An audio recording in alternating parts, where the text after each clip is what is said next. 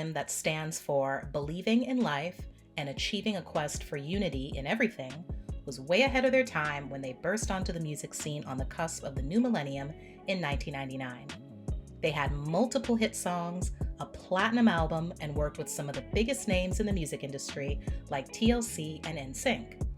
Then, after a long hiatus, they decided to make a comeback that ultimately was not meant to be when the group tragically lost one of its beloved members. This is the story of R&B girl group Blaque. New York City-born Natina Reed and Detroit-born Shamari Fears met in Atlanta, Georgia in elementary school after both families relocated. Shamari developed an interest in music and started performing publicly at a very young age. She formed a group called Intrigue, and they went on to win a recording contract with Elektra Records.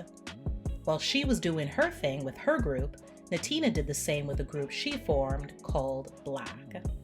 While a member of the group Intrigue, Shamari attended a talent show where she was introduced to Brandy Williams, who would later go on to become the third member of Blaque. Eventually, Shamari left Intrigue to team up with Natina and Blaque, who had separated with the original members. They needed a third person and invited Brandy to join shortly after. Originally, the group was named Black Ivory, and they were forced to change it since another group already had the name. That group was American, so they were still able to use the original name outside of the country. While peddling jingles for extra money, Natina crossed paths with Ronald Lopez, brother of Lisa Left Eye Lopez, one-third of mega-successful R&B girl group TLC. He introduced Natina to his sister, and after hitting it off, Blaque was signed to her production company, Left Eye Productions. Left Eye also played an instrumental role in helping the group sign a major deal with Columbia Records. Through their association with Left Eye, Blaque was able to join in on other artists' projects before striking out on their own. The world got their first glimpse of the group when they made a cameo in the 1997 music video for Lil' Kim's Not Tonight remix, which also featured Left Eye along with Da Brat, Missy Elliott, and Angie Martinez. After a couple more years of hard work, Blaque's debut album dropped. The self-titled album went on to reach certified platinum status, largely due in part to the lead single, 808, penned by Natina and R. Kelly.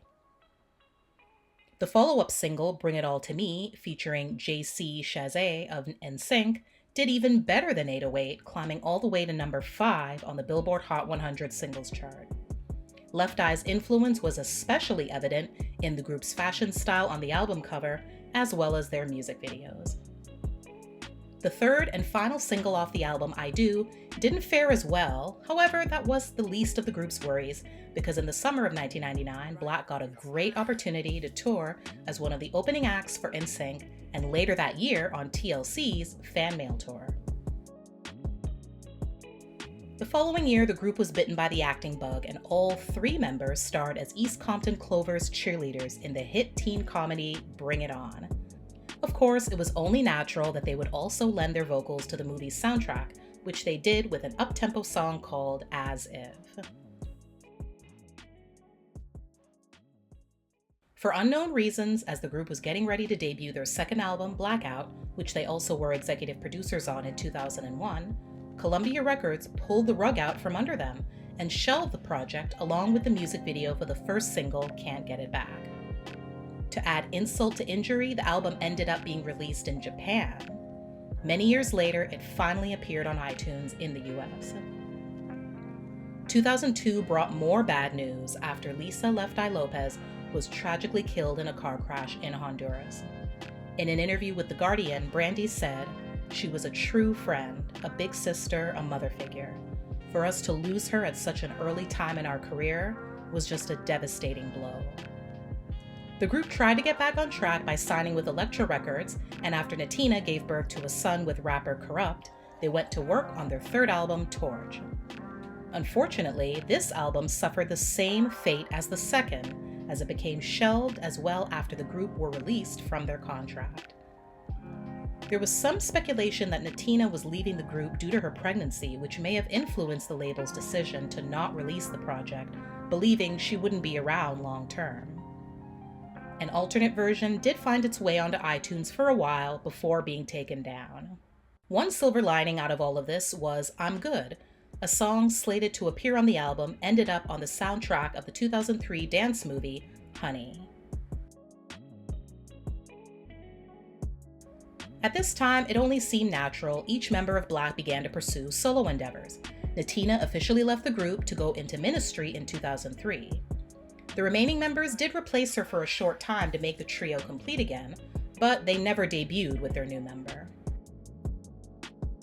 Brandy signed a record deal as well and started working on her solo album. She also provided vocals on the hook of Nelly's chart-topping single, Grills.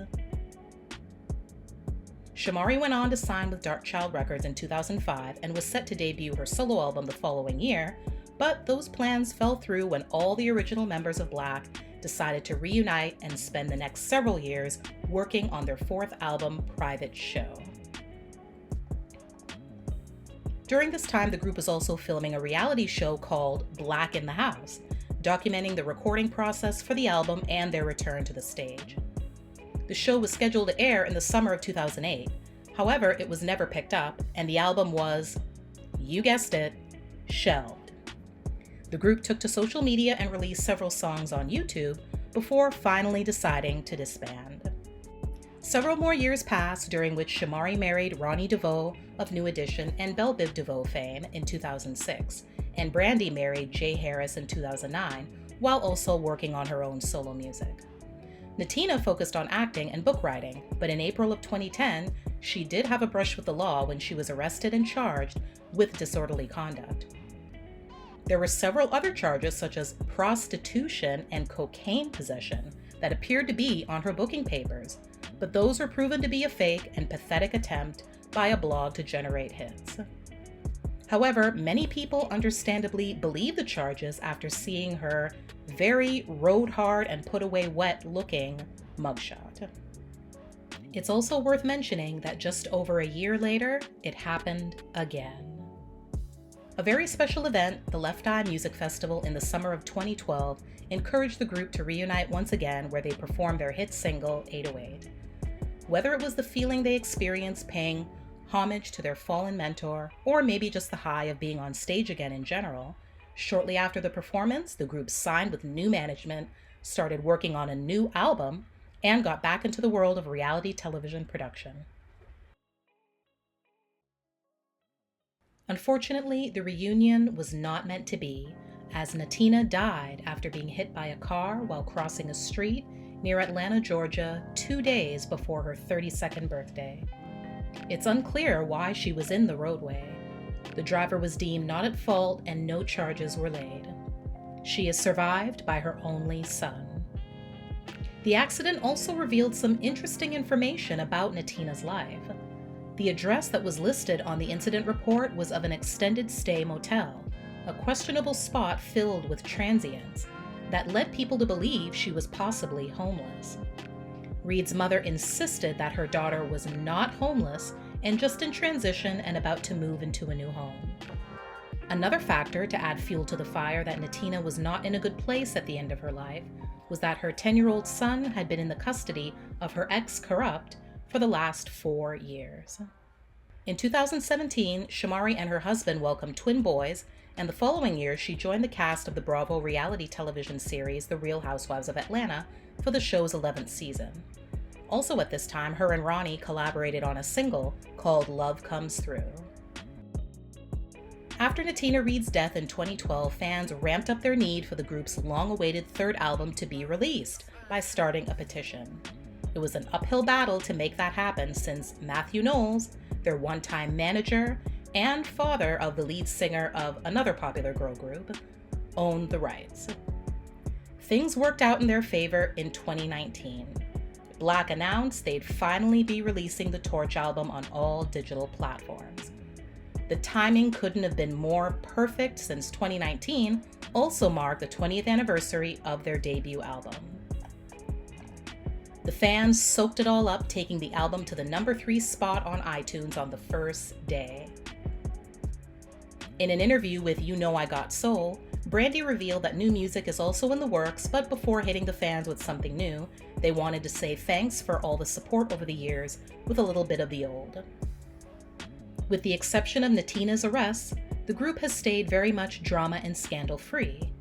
However, around the same time that Torch dropped, Brandy, who at some point must have divorced her first husband, since she was currently engaged to hip-hop artist Moses Memphis Mo Adams, got caught up in a cheating scandal. It was revealed that she, allegedly, cheated on her fiancé with her best friend's ex, jazz singer Tony Hightower. Oh my God!